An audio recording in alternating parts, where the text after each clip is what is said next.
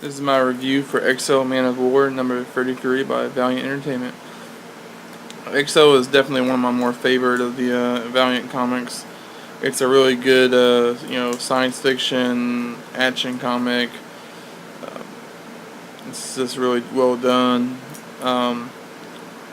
With that being said, this felt like one of the weakest issues I read in a long time. Not because it was a bad issue, but mainly just because it was setting up. It was all set up. It was really no momentum moving the story forward. It was just basically setting up the next story arc and setting up characters, and I don't know. It's just it didn't feel like a normal. It didn't feel like an actual issue of the series. It felt like it should have been like a one shot or something. It was almost the whole issue was basically flashbacks to Eric back in his barbarian days, which is they do that a lot in the comic, and sometimes it's okay, but I feel like a whole issue dedicated to the flashbacks was just a little too much. Like I just I don't know about other fans, but I don't really like seeing a whole lot of the flashbacks. I feel like they get overused a little bit, and it's okay when they're being used for like story purposes to kind of like reflect on stuff, which is basically what this was. But I don't know. I just felt like like a whole issue dedicated to it, was a little too much.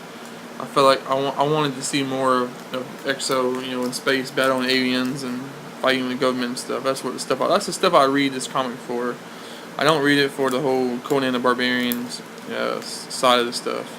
That's okay, but that's not what I read it for. But it was an okay issue. The art was good.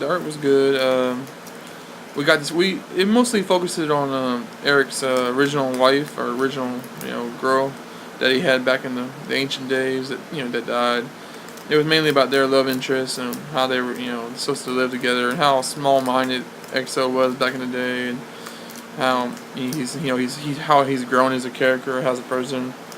It has a cool little. It kind of deals with a cool issue about him sleepwalking. Basically, he's having a dream about her, and his armor, attaches to him, mentally, without him realizing it, and he floats himself in outer space.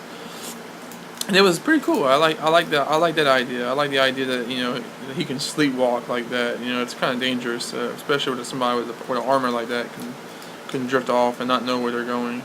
It was kind of a cool concept that they hadn't touched up on before. And yeah, and this panel right here is setting up some kind of future storyline with something called the Dead Hand, which I have no idea what it is. I haven't read any fodder in this issue yet, but I look forward to it because EXO storylines are usually pretty good, and they're usually pretty violent, and they're usually pretty epic.